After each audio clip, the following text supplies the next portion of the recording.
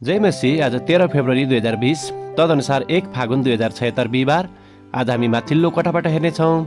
आजको शीर्षक छ धैर्यता। आज हामी परमेश्वरको वचन भजन 37 को 3 देखि 6 सम्म पाठ गर्नेछौँ।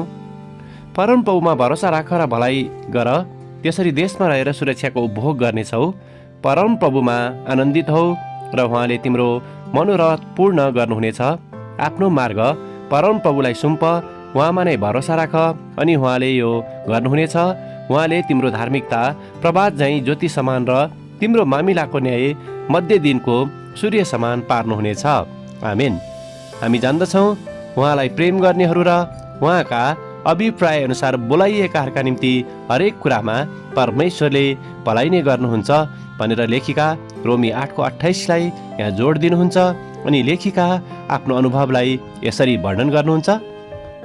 मेरो कलाको वा आर्टको कक्षामा मैले नृत्य विषय लिएर अध्ययन गरेको थिएँ। म यो नृत्यको विधामा निकै अगाडि बढी पनि सकेको थिएँ। मेरो आफ्नै नृत्य सिकाउने ठाउँ पनि थियो र मैले विभिन्न उपाधि पनि जितिसकेको थिएँ। एक दिन कक्षामा जब म नृत्य सिकाउँदै थिएँ तब मेरो ढाडमा अचानक एक प्रकारको दुखाइलाई मैले महसुस गरेँ। पहिले त केही पनि होइन होला भनी मैले वास्तै गरिनँ, तर दुखाइ बढ्दै गएपछि म डाक्टर कहाँ जचाउन गएँ। मेरो ढाडको विभिन्न एक्सरे गरेपछि डाक्टरले मेरो परिवारलाई कि त मैले नृत्य छोड्नुपर्ने वा त अपरेसन गर्नुपर्ने भनेर सल्लाह दिनुभयो। अनि मैले नृत्य छोड्ने निष्कर्षमा पुगेँ।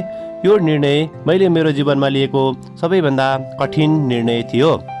तरै पनि मेरो हृदयमा एक प्रकारको शान्ति थियो।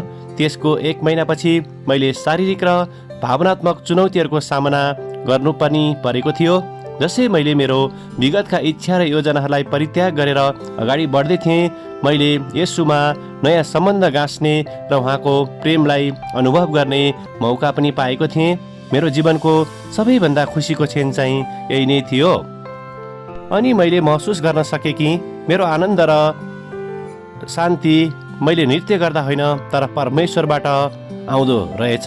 मेरो जीवनमा भएको सबैभन्दा कठिन पललाई परमेश्वरले आशिष र आनन्दमा परिणत गर्नुहुन्छ भनेर मैले कहिले कल्पना पनि गर्न सकेको थिइनँ।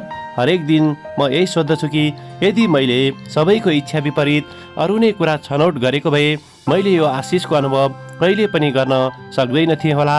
हो, मैले नृत्यलाई निकै सम्झिरहेको थिएँ, तर येशूलाई चिनेर र उहाँसँगको सम्बन्धबाट आएको आनन्द मलाई कुनै पनि कुराले दिन भने सक्दैन थियो।